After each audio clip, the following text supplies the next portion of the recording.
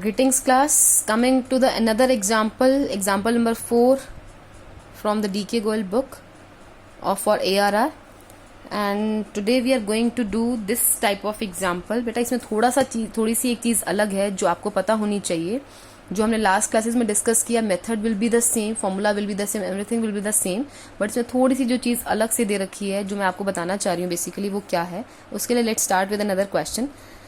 A company manager is considering 4 projects. There are 4 projects जो एक company manager consider कर रहा है basically. Out of them only one project is to be selected. 4 में से आपको एक project select करना है. The initial investment of each project is 20,000. हर एक प्रोजेक्ट की इनिशियल इन्वेस्टमेंट यानी कि जो आपका कैश आउटफ्लो है दैट इज ₹20,000. हर एक क्वेश्चन को सॉल्व करने के लिए बेटा आपके पास सबसे पहले आपको क्या ढूंढना होता है कि कैश फ्लोज कितने हैं, अगला क्या ढूंढना होता है कैश इनफ्लोज कितने हैं. तो सबसे पहले जो आपके कैश आउटफ्लो है बेटा वो कितने हैं हर एक प्रोजेक्ट के लिए, this is 20,000. Okay. The estimated net income after tax and before depreciation, आपको क्या दे रखा है net income after tax but before depreciation. ठीक है, अभी देखते हैं ये क्या होता है. Has been given in the following table 1.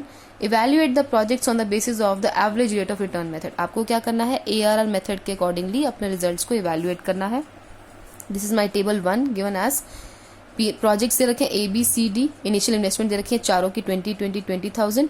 Net income after tax and before depreciation दिया हुआ है फर्स्ट ईयर के लिए, second year, third year, fourth year. यानी कि ए प्रोजेक्ट है, सपोज ए प्रोजेक्ट की इनिशियल इन्वेस्टमेंट थी 20,000, बट उसका फर्स्ट ईयर में रिटर्न कितना आना शुरू हुआ 20, सेकेंड ईयर में रिटर्न कितना हुआ 5,000, फिर 2,000, फिर 2,000. ये हमारे रिटर्न्स जो हैं जो हम रिसीव कर रहे हैं basically. This is my cash outflow and this is basically are the profits that I am getting after first year, second year, third year and fourth year.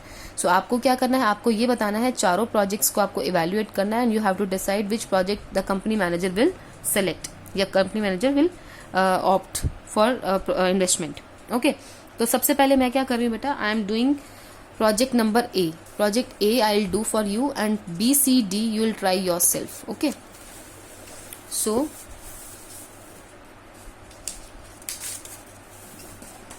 सी बेटा इसका सॉल्यूशन जो है, सबसे पहले क्या क्या हमें स्टेटमेंट दे रखी है एक बार ये चेक कर लेते हैं. स्टेटमेंट में मैं सिर्फ अभी प्रोजेक्ट A कंसिडर कर रही हूँ. I am considering project A only. So इसमें हमें दे रखा था इनिशियल इन्वेस्टमेंट थी, पहले जो जो आपको दे रखा है वही नोट कर लेते हैं. Initial investment is equal to 20,000. Okay, after that आपको क्या दे रखा है net income after tax but before depreciation. तो प्रोजेक्ट A के सबसे पहले हम ले लेते हैं ईयर. कितने ईयर्स थे 1, 2, 3 एंड 4th ईयर. ओके, सो हमें क्या क्या इसके अंदर दे रखा था 4th ईयर के लिए. फर्स्ट ईयर का जो हमारा रिटर्न था ये दे रखा था प्रॉफिट, मैं लिख लेती हूँ यहाँ पे profit after tax but before depreciation. Okay, profit after tax but before depreciation. तो फर्स्ट ईयर में मेरा था 20,000, then it was second year में 5,000, 2,000 एंड देन 2,000. ये मेरे रिटर्न्स दे रखे थे, जो प्रॉफिट्स दे रखे थे net income after tax but before depreciation. But बेटा मैंने आपको बताया था ARR का फॉर्मूला क्या था, अकाउंटिंग रेट ऑफ रिटर्न, जिसमें हमारा फॉर्मूला क्या होता था, हमारा फॉर्मूला था इसमें average profit after tax upon average investment multiplied by 100. तो सबसे पहले मुझे क्या चाहिए average profits after tax, but I am not given with the profit after tax, I am given with the profit after tax but before depreciation. So how will I do it, see I have shared a table with you and the table shows like we have to deduct, see there is sales, expenses, depreciation, PBIT, interest, PBT, taxes and after that we got profit after tax. तो मुझे क्या करना है, मुझे चाहिए था profit after tax, but I am not given with the profit after tax here, I am given with the profit after tax but before depreciation. So I am extending this table. See this table बेटा, I have already discussed with you in your live class.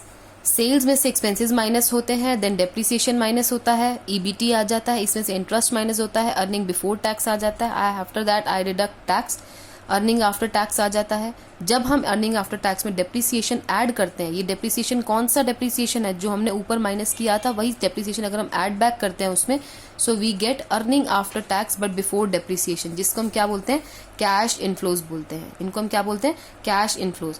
अब इस question में बेटा हमें क्या दिया हुआ है, earning after tax but before depreciation दिया हुआ है।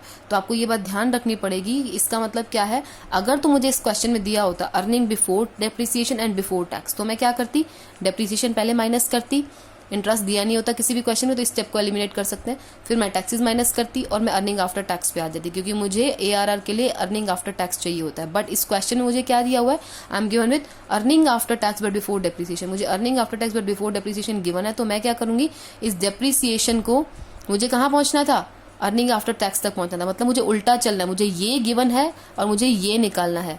I am given with this and I have to find this, तो मैं क्या करूंगी, इसमें से इसको निकालने के लिए डेप्रिसिएशन को अगर मैं इसमें से माइनस कर दूं तो मेरे पास अर्निंग आफ्टर टैक्स आ जाएगा। तो मैं क्या करूंगी, इस क्वेश्चन के अंदर पहले देखूंगी मेरा डेप्रिसिएशन क्या है, ओके, डेप्रिसिएशन, क्योंकि मुझे इस स्टेप में से डेप्रिसिएशन को माइनस करूंगी तो मेरे पास क्या आ जाएगा, प्रॉफिट आफ्टर टैक्स आ जाएगा, और मुझे एआरआर के लिए प्रॉफिट आफ्टर टैक्स चाहिए होता है। ठीक है, तो हम एक बार चेक करते हैं इस क्वेश्चन के अंदर मेरा डेप्रिसिएशन क्या होगा। Let's check.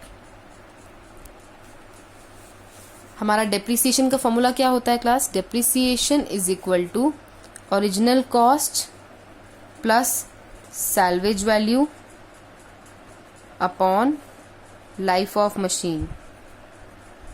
ठीक है, original cost upon salvage plus salvage value upon life of machine. तो हम कैसे करते हैं, ओरिजिनल कॉस्ट कितनी है इसमें हमारी 20,000 लिखा था ना, इनिशियल इन्वेस्टमेंट वाज 20,000, मैंने यहाँ पे 20,000 लिखा। इस क्वेश्चन में salvage value was given as 0 only, there was no salvage value upon life of machine कितने साल थी, 4 years, तो I am taking it as 4, तो इट कम्स आउट टू 5,000। तो डेप्रिसिएशन का अमाउंट कितना आ गया, 5,000 एंड 5,000। ओके, तो अब हम क्या कर रहे हैं, प्रॉफिट आफ्टर टैक्स निकालना है। Profit after tax but before depreciation में से अगर हम डेप्रिसिएशन को माइनस कर देंगे तो हमारे पास पैट आ जाएगा। तो हमने कैसे किया, 20,000 माइनस 5,000 15,000, 5,000 माइनस 5,000 0, 2,000 माइनस 5,000, ऐसा भी हो सकता है, देयर इज नो प्रॉब्लम, आप इसको माइनस का लिखेंगे। 2,000 minus 5,000 comes out to minus 3,000, ये हमारा आ गया पैट। अब पैट तो मुझे एवरेज प्रॉफिट आफ्टर टैक्स चाहिए, तो एक बार इसको प्लस कर देते हैं। तो 15,000 माइनस 6,000 कम्स आउट टू 9,000, तो 9,000 डिवाइडेड बाय 4, ऑब्वियसली बिकॉज हमें क्या करना है, एवरेज प्रॉफिट आफ्टर टैक्स निकालना है, ये एवरेज निकालने के लिए हो रहा है 2250 रुपीज। 2250 मेरा क्या आ गया, एवरेज प्रॉफिट आफ्टर टैक्स। तो मैं इस फॉर्मूला के अंदर वैल्यूज पुट कर रही हूँ, average profit after tax is 2250 upon average investment मुझे निकालनी है। So how would I calculate average investment, I will calculate average investment is equal to, कैसे निकलती थी, original cost is 20,000 plus salvage value 0 upon 2, ठीक है, इट कम्स आउट टू 10,000। ठीक है, तो एवरेज इन्वेस्टमेंट कितनी आ गई मेरी, 10,000 की। सो आई एम पुटिंग 10,000 हियर। बेटा वन मोर करेक्शन, डेप्रिसिएशन के फॉर्मूला में original cost minus salvage value होता है, this is minus salvage value. यहाँ पर हमारे पास 0 था, so it doesn't matter at all, तो यहाँ पे ऑब्वियसली आंसर तब भी 5,000 ही आएगा, but formula is original cost minus salvage value upon life of machine. Okay, तो हम क्या कर रहे हैं, अभी हम क्या कर रहे थे, इसके अंदर वैल्यूज पुट कर रहे हैं एआरआर के अंदर, average profit after tax 2250 upon average investment is 10,000 multiplied by 100। हम इसको सॉल्व कर रहे हैं, इट कम्स आउट टू 22.5%। तो मेरी फर्स्ट मशीनरी की जो एआरआर निकली है दैट इज 22.5%। ऐसे ही बेटा जो सेकेंड मशीनरी है इसका आंसर आपका आएगा 52.5%, थर्ड का है 35% और फोर्थ का है 75% जो आपकी एआरआर है। तो सबसे ज्यादा प्रेफरेबल मशीनरी कौन सी हुई, सबसे ज्यादा प्रेफरेबल हुई मशीनरी डी। आप देखिए बेटा इसके आंसर जो है इस तरीके से हैं, फर्स्ट का 22.5 अभी हमने निकाला, प्रोजेक्ट बी का 52.5 है, 3 का सी का जो है 35% है और डी का 75% है। आप ये खुद से कैलकुलेट करके चेक करेंगे whether the answers are same और डिफरेंट, और after that we are going to decide that machinery D will be preferred because ARR is highest in this case. और ये लास्ट में आपको ये लाइन लिख कर आनी है एग्जाम में कि आपको कौन सी मशीनरी चारों में से या कौन सा प्रोजेक्ट चारों में से सेलेक्ट करना है।